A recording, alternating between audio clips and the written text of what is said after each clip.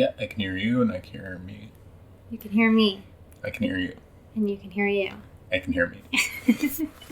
Maybe we could do a format for this one where I'm finding out how much you know about it. Sure.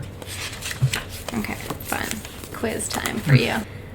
Should we establish an opening for this, or should it always just be awkward and clunky? I guess you can establish an opening. Well, maybe it'll come naturally. That's what I keep telling myself, but then Yeah. it keeps not happening, so Right. I don't know. At first I thought it's going to be like when you get a pet and you don't name it right away because you want to like learn what it acts like before you choose the name, even though I didn't do that with our cat. I named her before we even adopted her. Yeah. But I feel like people do that sometimes. Well, she did come to you in a dream and... That's true. Give you Because that. she's a fae. She's Yeah. not just a cat. This is the Sister Luna Psychic Services podcast. And today is not Lammas. It's August 4th? That's right. Yeah. 2020. Yeah.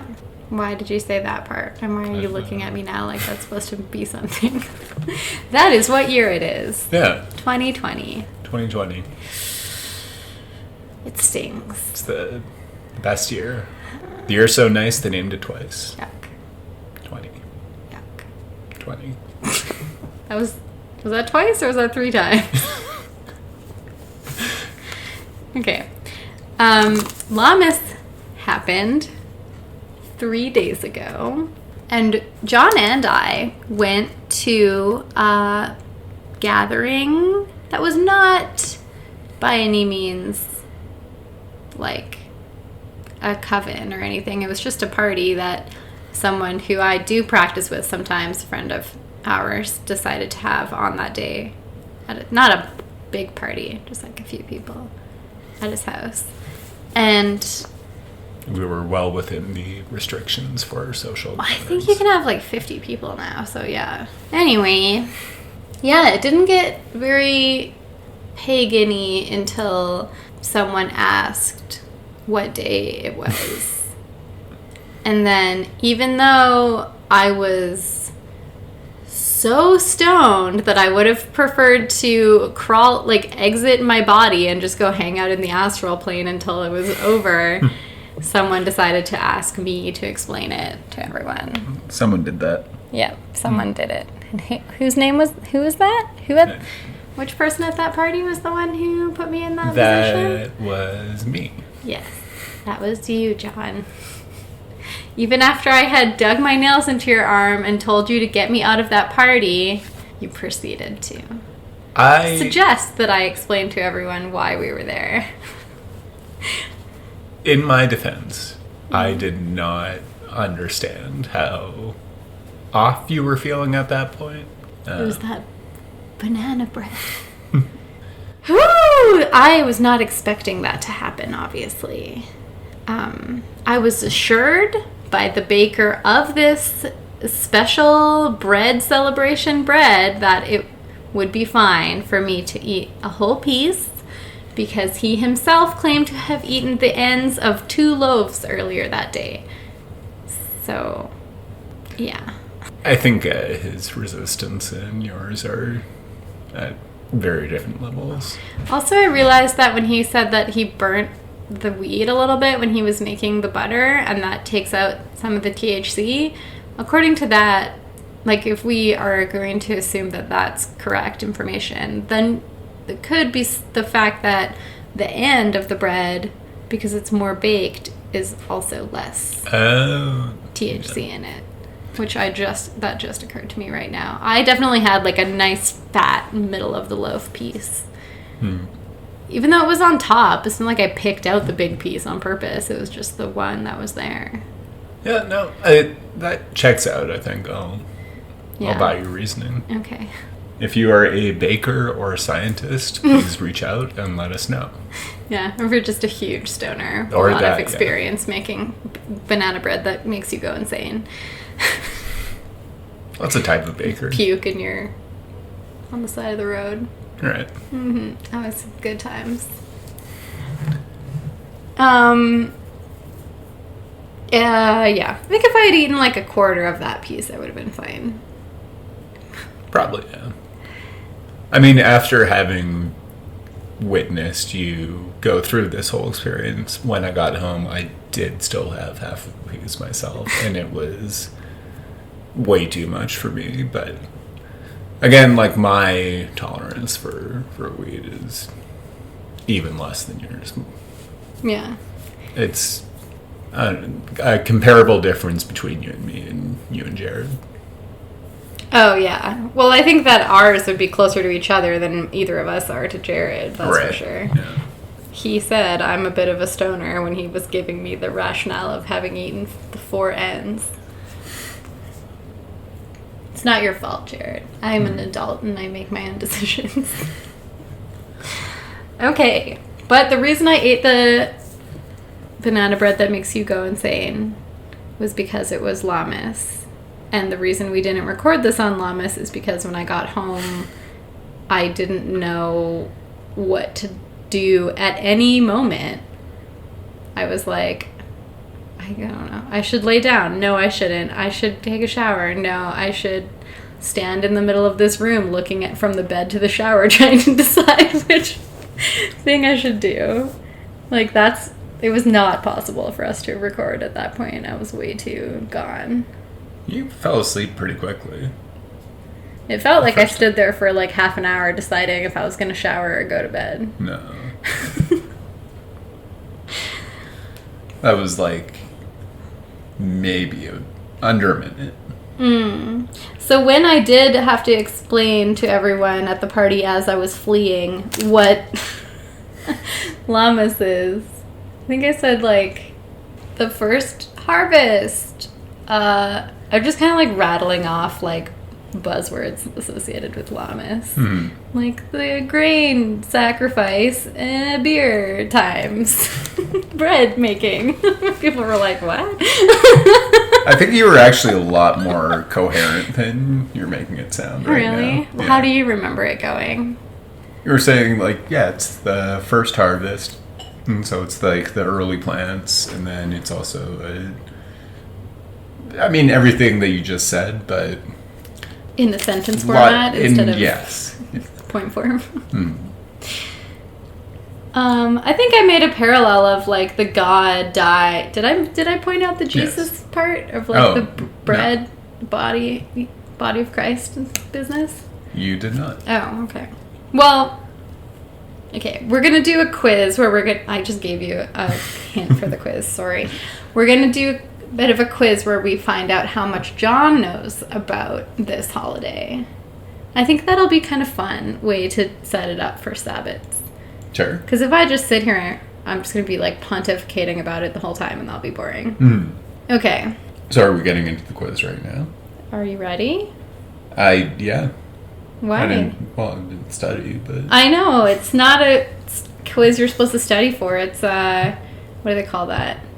What do they call the quiz they give you at the start of the, like, semester to find out what you know? Like an aptitude test? No, okay, sure. No, that's not what I meant, but that's okay. It doesn't matter. Maybe they only did that with kids who were stupid and had to, like, repeat classes, because that definitely happened to me a couple times. I'm not familiar Oh, with this. well, if you were less smart, you probably would have had that experience at some point. It's literally starting the semester off as, how dumb are you? But not in our case. In our case, it's just for fun.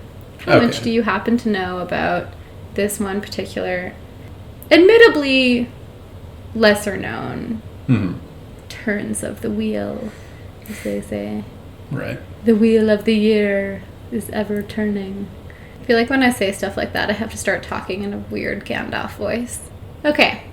When is Lammas?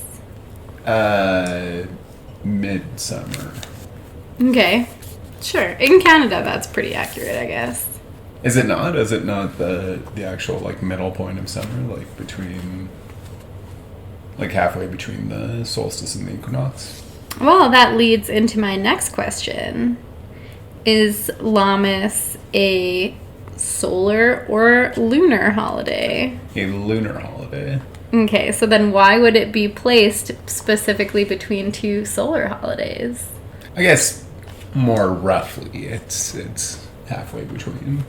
It depends on which calendar you're following, really. Celts and I'm not going to say Vikings because remember Rebecca was like, we're not Vikings. I don't know. Practicers of Nordic paganism follow it too. Or like maybe they don't now, but they're people who they're emulating did. Like Germanic people in however many thousands of years ago. Right. Did. Thousands? I don't know. A long time ago. In the Viking Age. And in the Celtic era, they followed the lunar calendar. And it's so weird. It's like months were a moon phase was a month. And also a day was like starts at night and then goes until the middle of the day the next day. Wait, what? Like instead of you saying, oh, I don't know. Okay, sorry, we'll cut that part out. I fucked that up. But what would happen to the other part of the day? What do you mean? If the day started at night and goes to the middle of the next day. Oh, I mean, what? It's like the days are counted reverse. Oh, like noon is the actual midnight. Yeah. Oh, okay. That makes sense. Yes. Okay, I think... Shit. And maybe it doesn't even say in here. I could have sworn I read it in here a second ago, but maybe it was a different book. I did look into a whole bunch of different ones. I think it's the first full moon after the start of August, technically. Okay. Like, depends on who you ask at this point, because paganism is pretty DIY in our age, especially if you're not in a particular coven or whatever.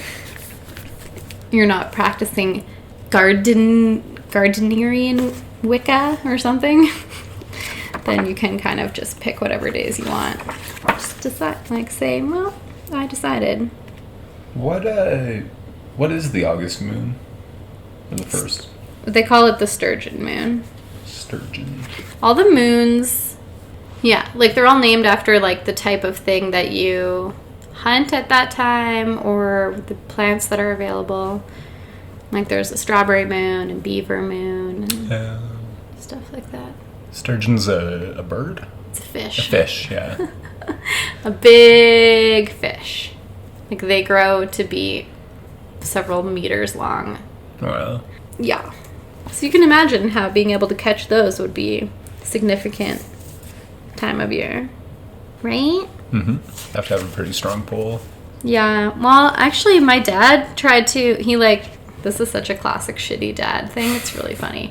Because I used to actually enjoy fishing with my Guido, so my mom's dad. Yeah. But we would go out on like a little like crabby John boat with the motor on the back and just like around the lakes of Ontario looking for a good spot. And so then my dad, being the deadbeat that he was, on one of the times that he got to like hang out with us, we went to visit him, I think, in BC, and he set up this like fishing excursion for us to go on in like the ocean where you hire the boat and then you go on it, and there's all these fishing poles like mounted to the side of the boat. Yeah. And we were supposed to be fishing for a sturgeon. And so my dumbass dad was like, you like fishing? Let's go catch the biggest fish around. We're going in the ocean with these huge poles that are like blah, blah, blah. And this is, I don't know, he's such a dumbass. And we did not even get a bite the whole time we were out. Like, at all. Yeah, I went on one of those ocean excursion boats as well. Fishing for... I can't remember what we were supposed to be finding out there, but it was in Mexico, and so it was just drinking Tecate on a boat and getting a sunburn. Yeah, I got a sunburn too. Pretty good, but no fish. I was mad. I did not want to be on that boat, but I was also a teenager, so that doesn't help. Yeah, Sturgeon Moon. Were you allowed to have beer? I don't think so. I mean, under normal circumstances, I probably would have, like, my dad wouldn't have tried to stop me from having beer. Right. He wouldn't have cared. Yeah. But there was, like, other responsible adults there, so probably couldn't have gotten away with it. Okay, which Celtic deity is associated with this holiday? Celtic deity. Okay, which deity is most notably associated with this holiday? Will thinking about the name help me? Yes. Is it Lugan? Just Lug. Lug? Okay. Yeah. That was good, though. Yeah. Pretty good. It's literally... I'm going to pronounce this wrong again, because, again, it's a Gaelic word, and it's impossible to pronounce Gaelic words correctly. Well, I don't think it's impossible. Unless you're Irish. Oh, okay. I'm only partially Irish. Right. Don't look at me like that. I'm mostly Ukrainian and some French and probably like all the parts of the British Isles mixed together. Lugnasad literally means like feast of Lug. Like it's for him. It's his special day. And I find it interesting that there's only 2 of those that I've found anyway that are practiced widely by pagans now, and one is for Lug and one is for Bridget. So I kind of wonder if a lot of people use them as their 2 like patron deities. However, from what I've read about actual Celtic pagan like observances, the altar where you'd have a god and goddess like statue or candle wasn't a thing. So yeah, that would be a modern version, I think, rather than, but they had a pretty broad pantheon. Right? Yes. The interesting thing about the Celtic pantheon is that it includes heroes as well. Like in the same way, almost, that it would include deities. I guess it's like a Hercules type of thing, sort of. Okay, yeah. I don't know. Cernus is like the Hercules of Celtic mythology. Right. Or not Cernus, oh my god, sorry. Finn? Cuchulainn. Finn Balor.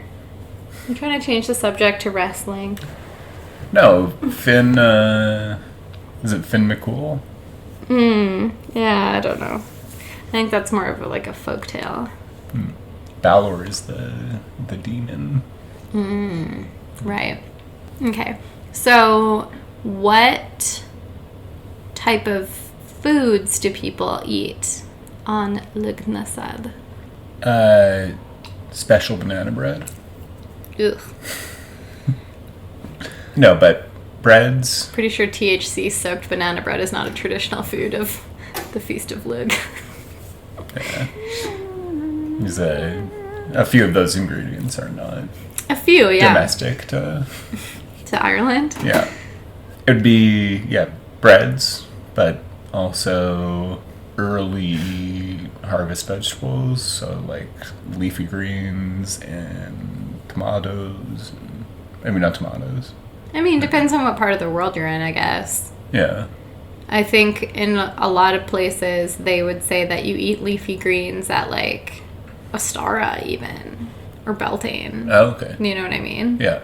But, yeah. I think a lot of people make, bread, and also berries are available, and some stone fruits are available too right now. Yeah. And what about booze? Beer. Mead, because honey is available. Yep. And not sure, wine? Yeah, wine. Because grapes are also probably like an early harvest still for grapes. Yeah. But, yeah. Different varieties would come ripe at different times. I would know because I used to live in the Okanagan and I had no job, so I always worked on vineyards.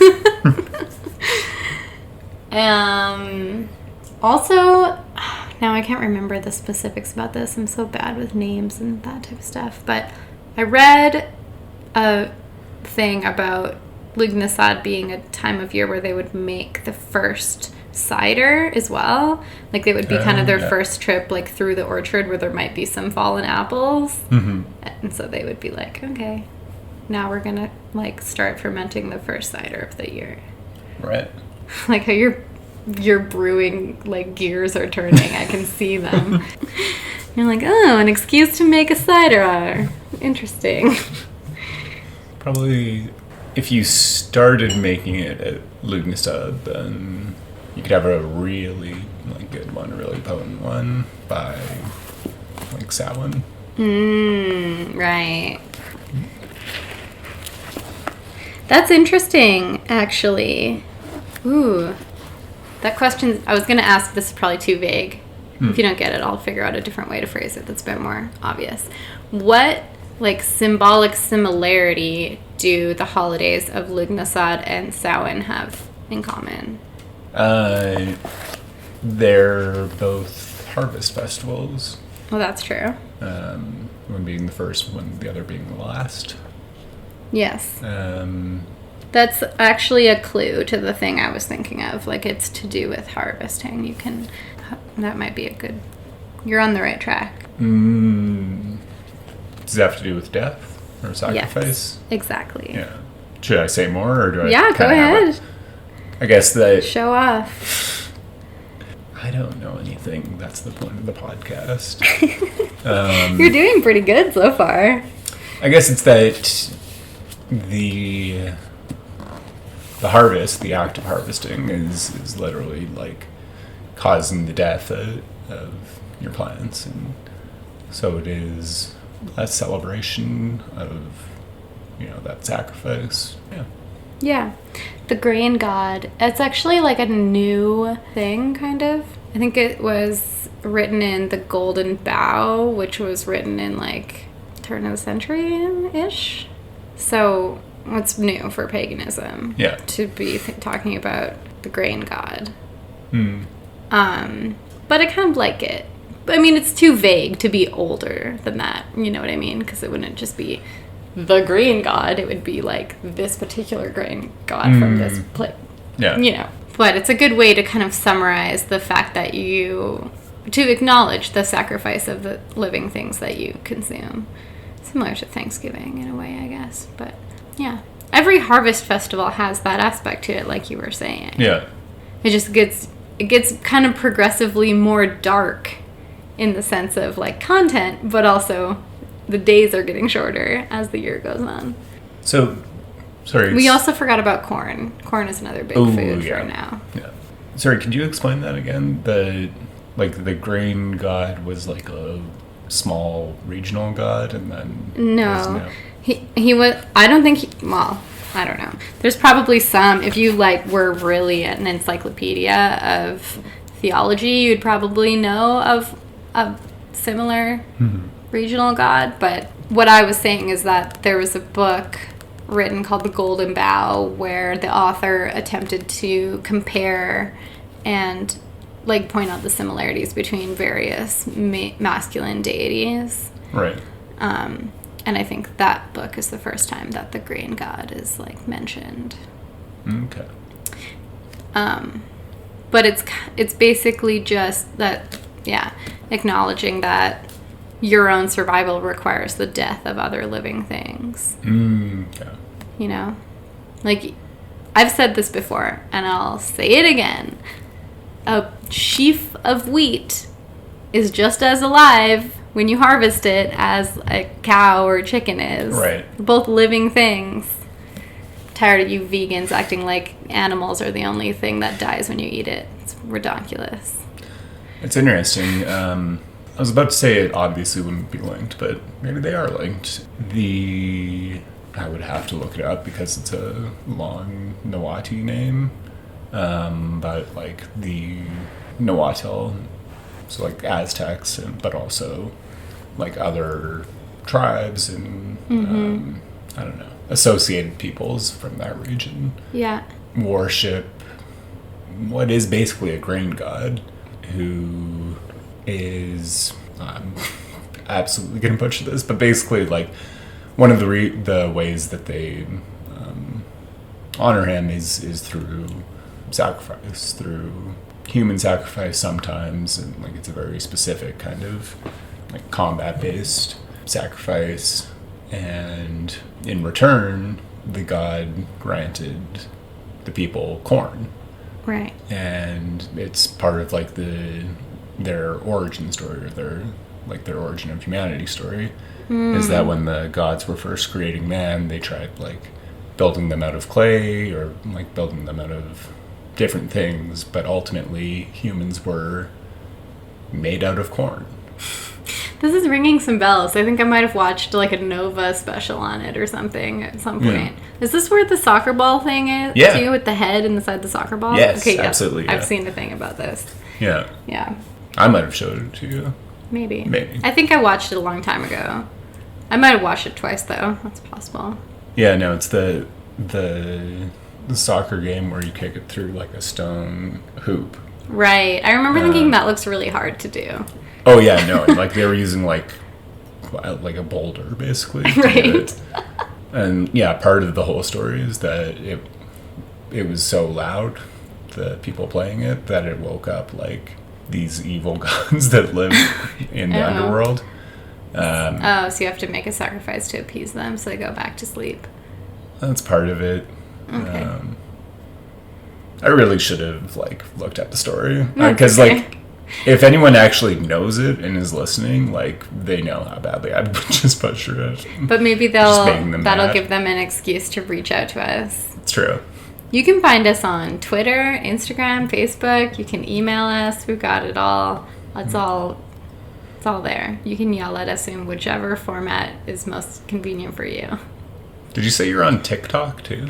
So I briefly downloaded TikTok. I uploaded one video of my cat reading tarot cards, and like some people liked it, and then I just kept getting notifications of random videos, and I never followed anyone, and I was confused, and then I realized I'm too old for TikTok, and I deleted it. I've been still thinking about it though, like it's been in the back of my mind, and the account is still there. I just don't have the app on my phone, so. I mean, yeah. I guess if you want to go watch one video of our cat reading tarot cards, you could go onto TikTok. Find us on TikTok. But if you say something on there, I'm not going to know about it because I don't have that app anymore. Right. Yeah. I don't know. I've seen some videos, like some TikTok witch videos, actually, that I really like. Okay. I don't know, though. It's, as a format for that type of thing, it doesn't seem like it's the best because how much are you really going to get across in Right. like a short video? I don't know. Vine was only like 8 Yeah, but seconds. Vine was not for learning about stuff. It was for comedy. There are definitely some Vines that should have like at least been nominated for Oscars. I love Vine. I would never talk shit on Vine. It's like you've seen me sit there and watch Vine compilation after Vine compilation and just cry by myself laughing at them. Like I love Vine. Vine comes back, then find us on Vine. Yeah, for sure. Absolutely. And Nexopia. Ew. No, please don't look me up on Nexopia. I'm cutting that part out.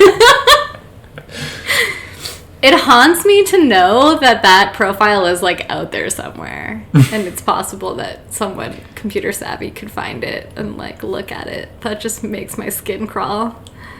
Yikes. I don't know. Now I kind of want to find it. Please don't try. But, Okay, when you were talking about the grain deity and you were saying that they have a human sacrifice that's combat based, first of all, I got some. Okay, no. The first thing I thought was that sounds like a sweet way to die. And the second thing I thought was this is giving me some Hunger Games vibes a little bit. Like, go fight someone else in like a pit so that one of you can be sacrificed and then we'll give you some grain. That's literally, if you were summing up the plot of the Hunger Games, that could also be the description. I should also... You think they based it on that? Like accidentally, maybe? Maybe a little bit. I should note that it was extremely rare for there to be human sacrifices, and I think you did say. Generally only like fighting age males. But like one of the big things that the Spaniards used to get more funding for the colonial project was to overhype the human sacrifice, right. And when really it was like the shit they were doing was way more brutal. Of course. Especially if you're going to decide of your own accord that you want to be this, like, in the sacrifice fight. Mm-hmm. That's different than, oh, you aren't worshiping this random god you've never heard of that we brought to you and demand that you worship. Time to die. Yeah. That's way worse. Although, sacrificing your fighting age males seems like just a bad strategic plan. It wasn't... I mean, what I want to know. We can go into it. Never mind. It's not your own people. Okay. I see. Like it was part of war. Oh, I challenge you to single combat. Sometimes. Yeah, that's cool. I was gonna say the Midsummer, like, version seems more practical, but that makes more sense now that you say it's war based. Like the horror movie, where the old people like are the human sacrifice. Right. They turn whatever it is 75 or something, and then they just jump off a cliff. I'm not saying people who are old should jump off a cliff. I'm just saying if your society requires that some of the members of the society volunteer to be sacrificed, it makes sense if you pick people who are like old and don't care anymore. Especially if you get invaded. Like, why would you have all your fighting age people get sacrificed? Doesn't make any sense. We are also not saying that all old people should jump off a cliff. John. Please just live your life. I mean, that goes for everyone. Yeah. But people will probably be upset if you jump off a cliff. Okay. Like, other people. You know? You're taking a stand? I'm just stating a fact. Okay. That's just a fact. We're anti-jumping off cliffs.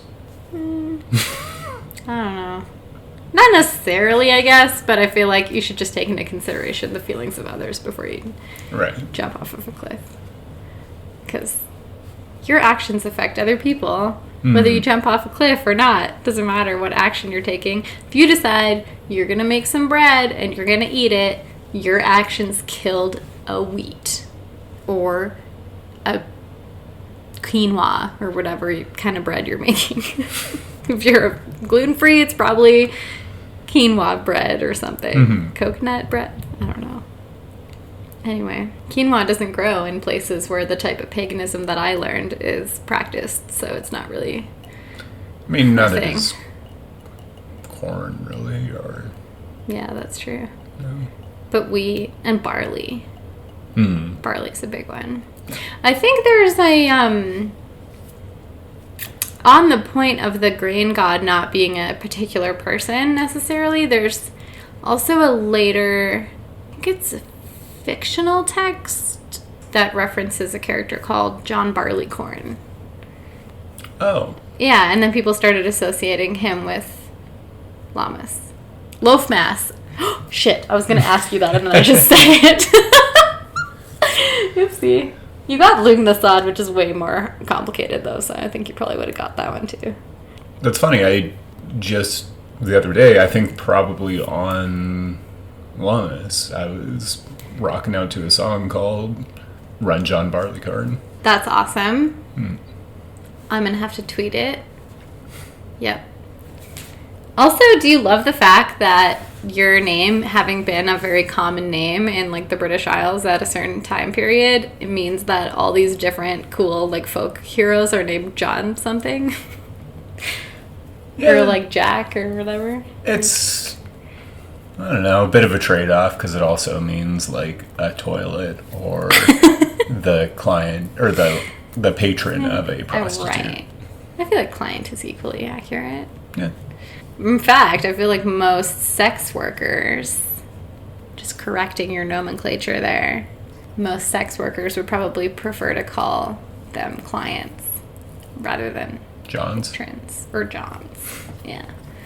I feel like that's the word that I've heard used most by the people that I know who are in that profession. Okay. Anyway. Okay, I actually want to plug a couple of books. Okay. Because as soon as the Sabbath comes, like, this is free advertising, but these are books that have really helped me a lot in my journey of learning.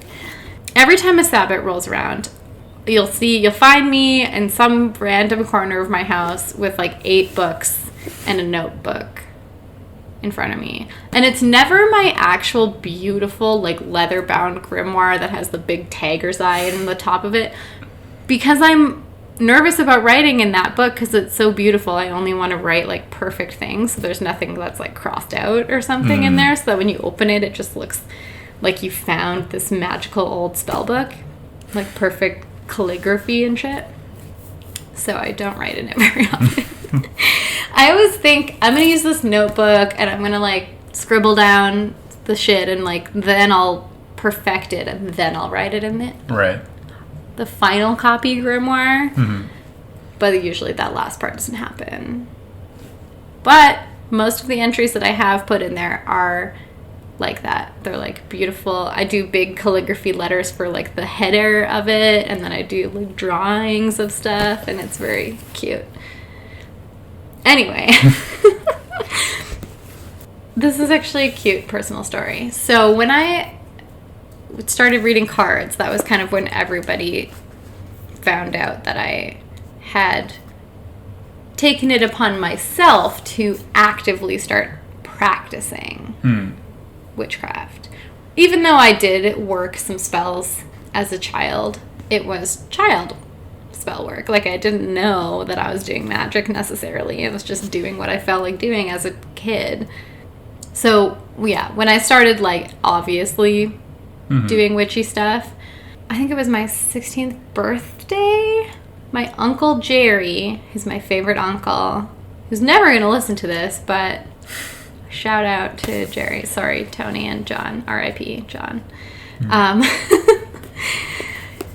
Anyway, for my birthday, he bought me a bunch of, like, witchcraft books. And some of them are fine.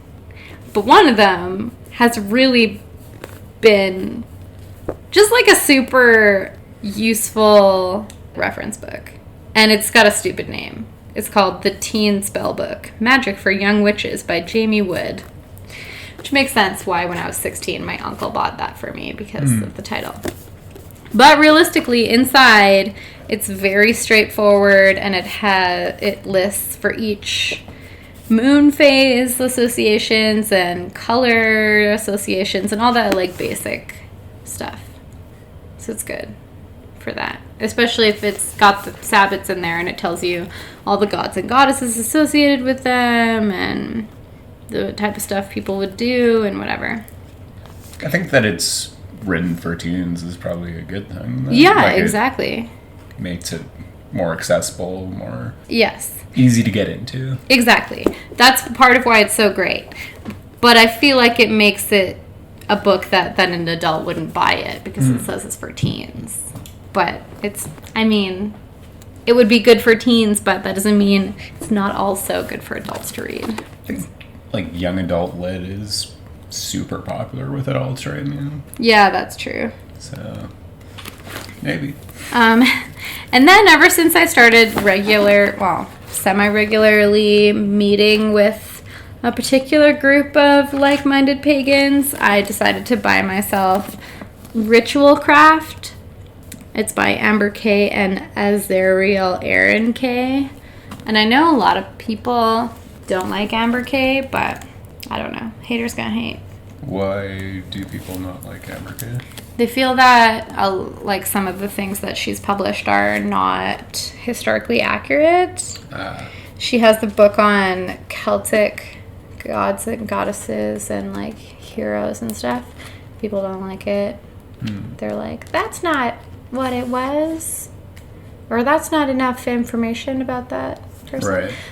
Because it's like a dictionary of them, basically. Like, there's not a lot of information about each one. It's just basically names and very basic description. People in the Celtic pagan community are extremely intense about history, and everybody is sure that they're right, and they'll argue to the death for it. Like, not literally, obviously, but they're very mean and intense and scary about it. Like, no one's like, oh, you know, that's a good book for this and that reason, but I didn't like it because of blah. They're like, this person has no idea what they're talking about. Like, they're always yelling. There's a lot of caps lock. I don't know. I just don't read the comments anymore on stuff like that because it stresses me out. Oh, yeah. I feel like that's pretty common in any, like, I guess, niche group. If you're, like, fandom groups or, I don't know, like, train enthusiasts. It just, I don't know, breeds pedantry. Yeah. It's always a contest of, like, I am smarter than you are, or I am more well-read than you, I know more about this than you do, so I'm better. It's like, calm the fuck down, bro. Yeah. Okay. So, in Ritual Craft, under suggestions for, they call it key activities for the ritual that you're planning for other people, it says you could start a beer to drink at Imbolc. And that ties right in with what I was just talking about, how Imbolc and Lugnasad are like mirroring each other, kind of. They're both also right on the cusp of like another thing happening, sort of. Like, Imbolc is the celebration of it's almost going to be spring. Like, we're getting close to it. The snow is melting. Well, not here, but in other parts of the world it's melting. You know, whatever. In Vancouver there's like snow. What are those flowers called? There's a flower that literally pops right out of the snow on the west coast. Anyway. And then Lugnasad is like right at the start of the harvest. It's like, I don't know. Just, yeah. Are they literally on the opposite side of the calendar? I think they might be. And that's probably part of why people celebrate them on the days that they do in modern times, rather than celebrating them on the lunar holiday, because, I don't know, we use the Gregorian the solar calendar now, so it's like, well, that's another thing where people will get they'll turn their noses up and get real highbrow about their paganism regarding which calendar is the right calendar to use. I just made a jerking off motion. You guys didn't see, but yes, do you know what I love the idea of? And I'm thinking about it because I'm holding the Ritual Craft book right now, and I've thought this every time I've cracked it, but I don't know enough, like, theater geeks. Okay. Is the idea of doing, like, a play enacting the story of that holiday. Seems like it's literally the best. That would be the, like, ultimate. That would be my favorite thing. If it was Yule and we could have the Holly King and Oak King do, like, a fight, that would be my favorite. I'm pretty sure I would die and then come back to life immediately because I'd be so happy. You ever seen the theater geek side of you? I never really was. I mean, I guess it's weird. I kind of was. Like, my mom forced me to take acting classes when I was a child because she desperately wanted to be a stage mom.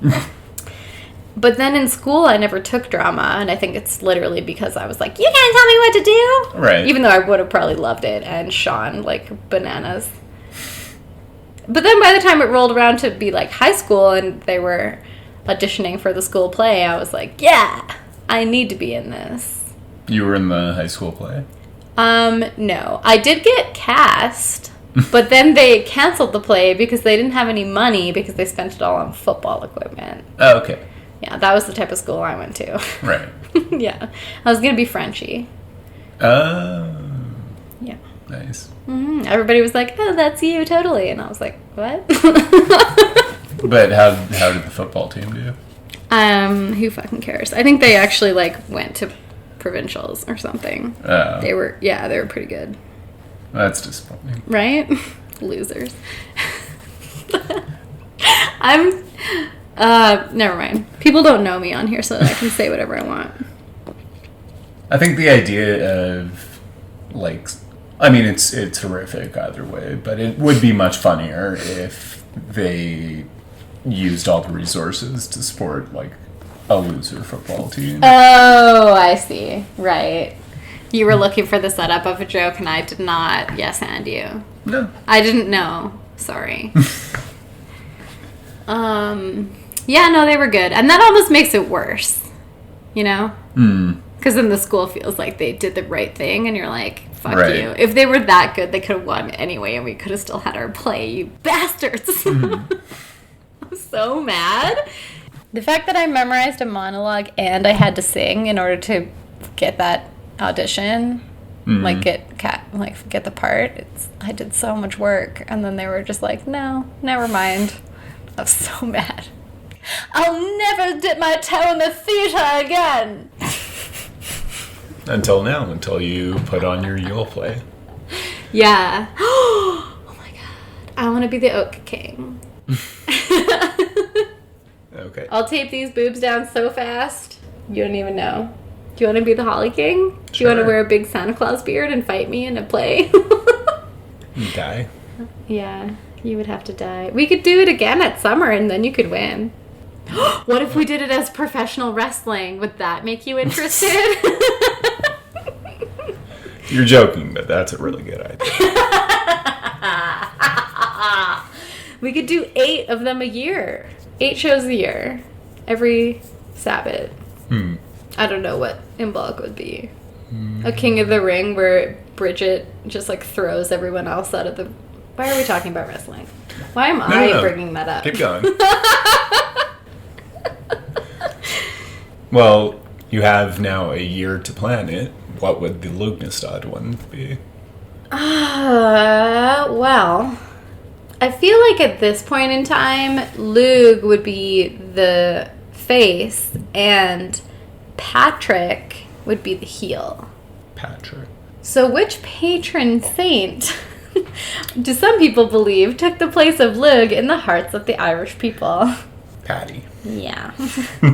That's why in American Gods, the show, I don't remember this being in the book, but I haven't seen the show.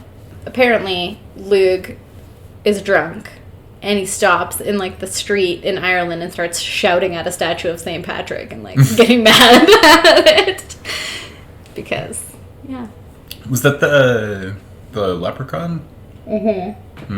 But he's not a leprechaun. He's a god. He's a god. But the Christians were like, he's a leprechaun. Right. Classic move of Christians in Ireland. Because they were, like, trying to turn... We talked about this on the second episode with Rebecca. Where instead of what they did in the Germanic countries, where they just burned everything to the ground and decided they just slapped a cross on it. In Ireland, they were a little bit more, like, nuanced about it.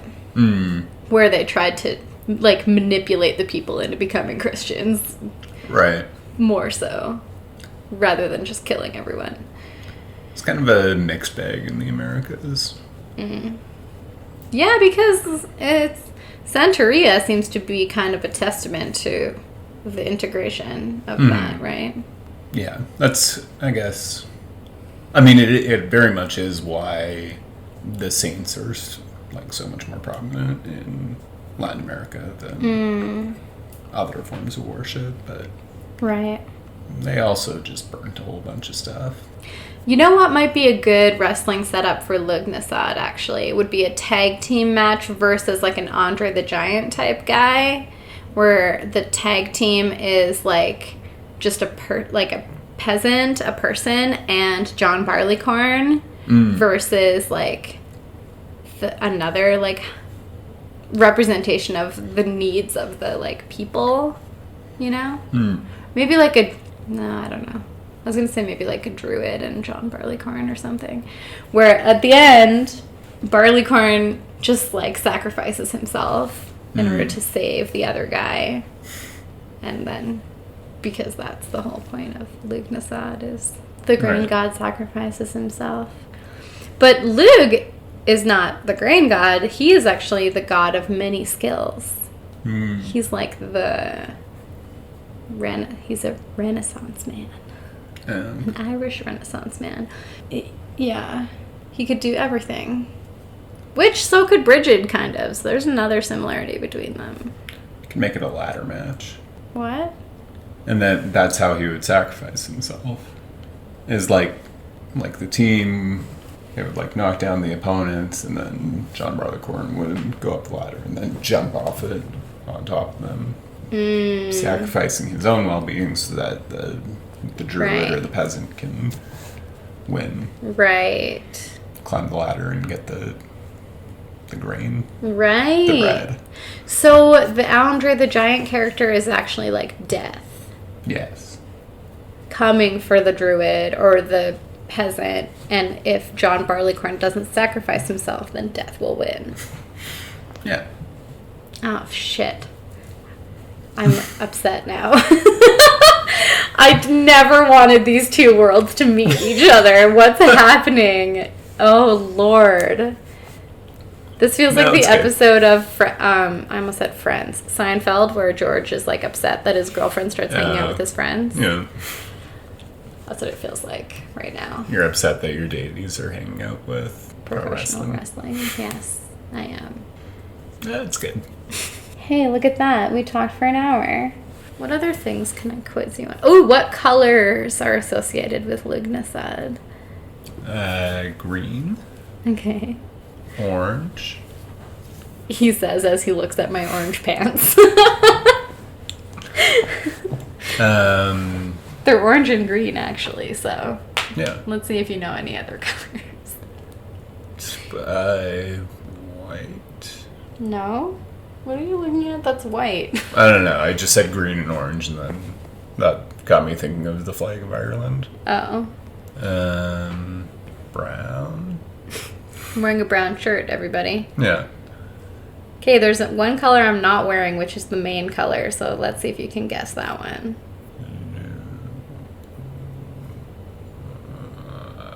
Blue. No. Yellow. That's why they call it Lughnasadh. Yellow. Oh. Yellow. Yellow is the color of my true love's hair in the morning. No? You don't like Donovan? Okay. I didn't know that song. Oh. It's a good song. I mean, it's not true in this instance because your hair is not yellow. No, but it's just a song. Can't see it. It's brown. Oh. And silver.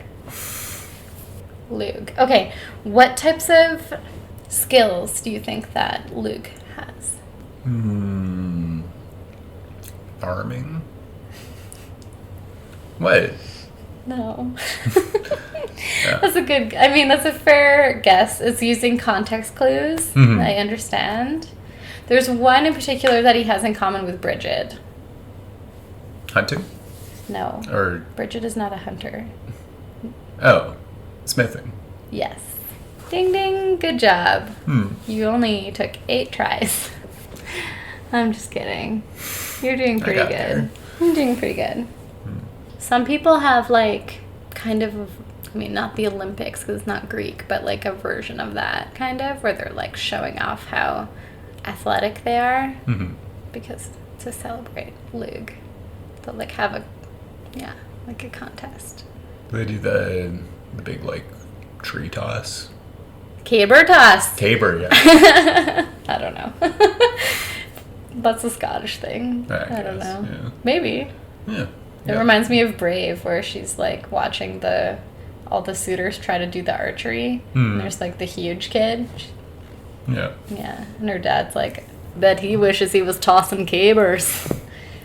Maybe that's Merida's line. I don't know. It's been a while since I watched that movie. I love it though. Highly recommend if you're going to watch a princess movie, watch Brave. I watched it with a broken arm and it made me feel no pain. It made you feel brave. It made me feel like I couldn't use my fingers properly anymore. And then I was like, maybe it is broken. Mm-hmm. But you look cute in the sling. Thanks. I don't know what else to say. Corn, wheat, bread. Oh, the thing about God. Like the Christian God. Remember that I mentioned earlier? Yahweh. Okay. Sure.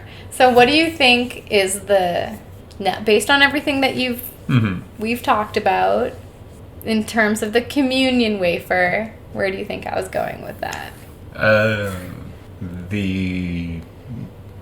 The bread, the body of Christ, as like a sacrifice, is just, as they typically did, completely plagiarized from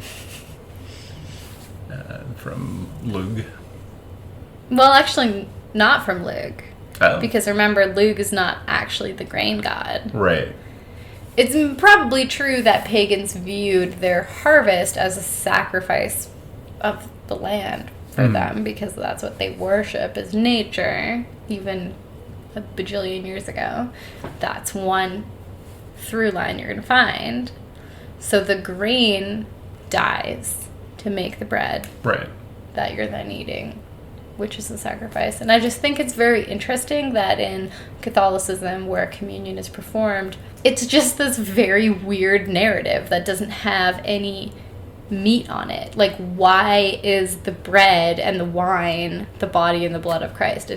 No one could ever explain that to me when I was in Catholic school. And I was like, but why do we eat the little cracker? I don't understand. I wasn't actually allowed to eat the cracker because I wasn't baptized, but whatever. I was still curious. Wait, they don't let you eat the cracker? No. If you're not baptized and you're at Mass, when they do communion, you're supposed to go up and cross your hands across your chest like you're in a coffin, and then they draw a cross on your forehead with holy water. Huh. That's fact. I've done it. Mostly when I was a child and I would sleep over at my friend's house, and then it was Sunday morning and I had to go to church with them. Yep. At my church, we didn't have the special crackers. It was just literally a little hunk of bread. Oh, but you were grape juice. You weren't a Catholic. I was not Catholic. No, but it was like United Church of Canada, which borrows from different sects of Christianity. I don't really know. Like, we had the baptism and the confirmation. Yeah, I know. We went to your niece's baptism. Right. Yeah. Yeah. Okay. So and grape juice. Yeah. No wine. Did they say, we're acknowledging this as the sacrifice of our deity because it is also a sacrifice of the land? Nope. Bet not. No. Yeah. So it's just like very interesting to me as being a person who actually grew up in a pagan household, but then was simultaneously attending Catholic school, to find these weird little, I don't know, like Mario tunnels between the two of them where you're like, wait, what? I feel like it happened to me a lot. Yeah. Yeah, I don't know. That's kind of just Christianity in general, is pick and choosing from other places. And well, consider the fact that the Bible most people have in their house is the King James Bible. No. Literally, King James was like, you know what? Fuck this. How about we write a new version of this book? And that's the one that everybody has. Like, what? It's fucking bonkers. If that was a pagan book, I have all these scholars or wannabe scholars on the internet would be like, this isn't the right book, blah, blah, blah. They'd be like constantly getting on your case about fucking having that book. So there's gotta be Christian pedants that recognize different versions of the Bible. I think there are scholars who acknowledge that there are different versions of the Bible, but you can't go against what the church has said. This is the thing. Right. Like, that's not allowed. So, even though you might you might know, or you might be able to acknowledge, like, a specific historical context of a different version of the Bible, Right. You need to do that with a lot of, like with kid gloves on very much if you're also going to be a Christian at the same time, you know? Or a Catholic especially. A few years ago, I was on a forum. It was just like a general discussion forum. And this guy made a thread saying, like, hey, I'm writing a new version of the Bible. Can I get some feedback? And his idea was to basically to rewrite the Bible in contemporary language, but he also wanted it to be like funny and fun for like teens so that they would get the messages. He was like, I'm inspired by like Family Guy. Oh God. And it was very bad. You don't say. Yeah. Yeah, I can't remember anything specific, but I do know it was very problematic. Very, very homophobic. More so than, the original Bible. Okay, on that note, I actually read this and I didn't fact check it yet, so disclaimer. Sounded right though. Now I can't remember the word, but the actual term in the original copy of the Bible that they use in the part where they later translated it to say that a man will not lay with another man because this is an abomination. It was basically the original phraseology was like a man will not lay with a child as he would lay with a woman because this is an abomination. So it's saying don't be a fucking pedophile, which is a pretty uncontroversial stance. Like, I mean, yeah, don't do that. So. That's not what the Catholic Church believes, though. I know. So, Yeah.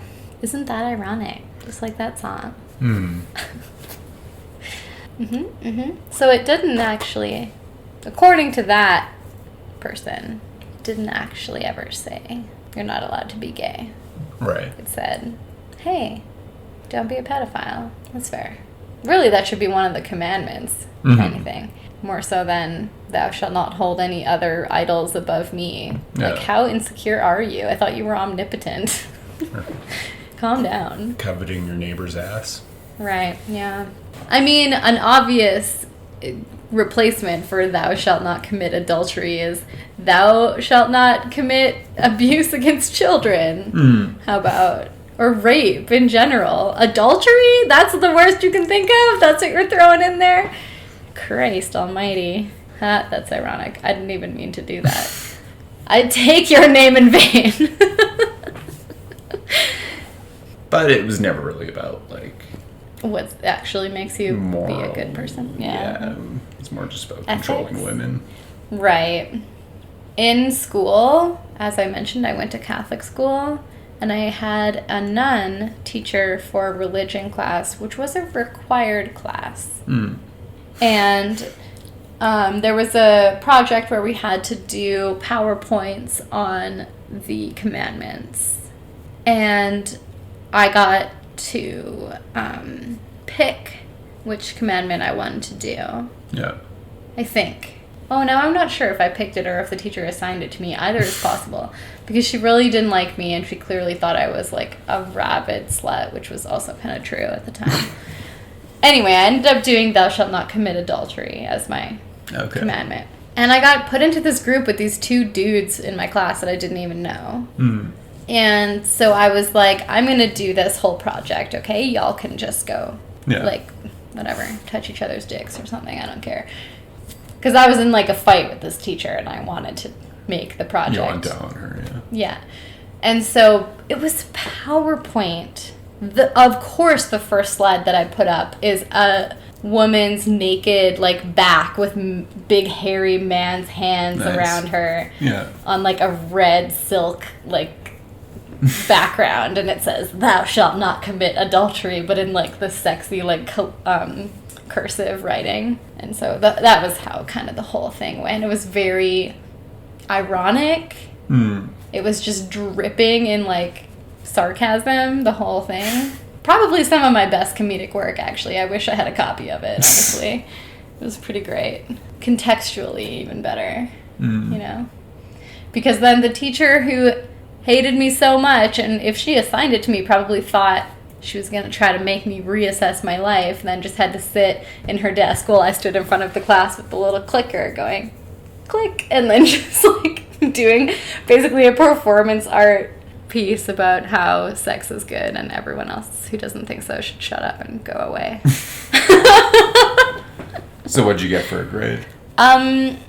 When it came to the end of the year, actually, I had a grade in the high 40s, but not enough to actually pass the class. Oh. So she called me in to her office, or to her classroom or whatever, and said, listen, Madeline, your grade is at 46%, but I never want to see you again. So we're just going to change it to 50, okay?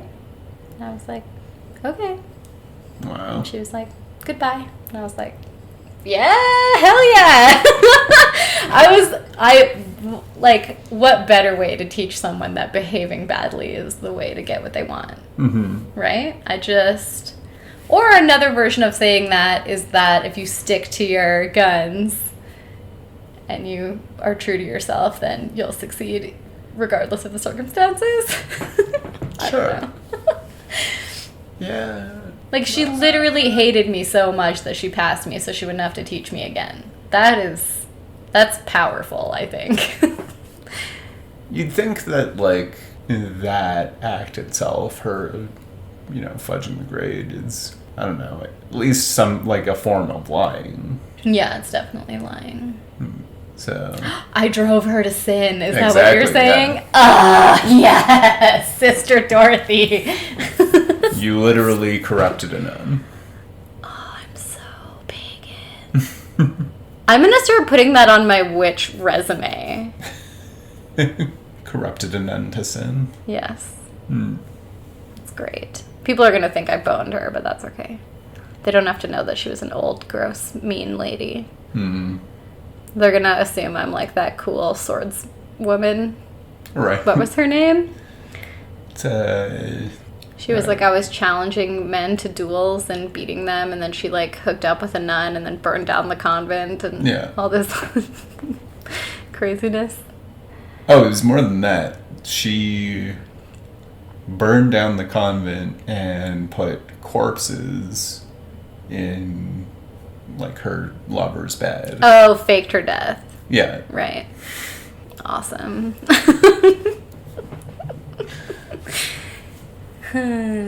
Well. Run, John Barleycorn, run. Yep. But don't trip and fall so that we can kill you and can survive until next year. Sounds good. You have to fall, break your ankle, let us catch you so we can turn you into bread and beer and other staples. That variety. Yeah. Yeah. Should I do the outro? Sure. I don't know why I think that, like, fluttering my eyelashes is going to help in any way. No one can see them. Puts you in a different mental state, I think. How have you celebrated Loaf Mass this year? Did you make bread? Did you act out a play about stuff? Did you do Olympics? I don't know. Tell us. We want to know. I wanted to make bread and then paint it. I found this, like, Hungarian painted bread thing, and I was like, oh my god, that's cool for Lugnasad. And then I didn't do it. Oh, shit happens. Maybe next year. I think with so many people making bread right now at home, you might have accidentally celebrated without even knowing it. That's true. You're just so bored that you're like, I'm just going to make some bread. It's been hot, though. Here, anyway. It's been really hot. You wouldn't want to turn on the oven to bake bread. You'd be making, like, naan or something that you can just make in a pan and you don't have to turn on the oven. Right. Still counts, I think. Yeah. Or maybe you make bannock. Ooh. Yeah. I don't know. You've been listening to the Sister Luna Psychic Services Podcast. Sister Luna says... Bake some bread. Gluten intolerance is Not as common as you think. People are gonna get so mad. Bread marble? Jesus. Yeah. It might be like all crust somehow, magically. There's no give to it. Did you make a bouncy ball out of bread? It doesn't bounce that well, so not really. But I made a nut butter bread. You could start a company of organic, biodegradable bouncy balls. Maybe. If that was a recipe to perfect, that would be pretty awesome. For beer pong? No. Soggy? No. Well? No. Yeah. Speaking of beer, though,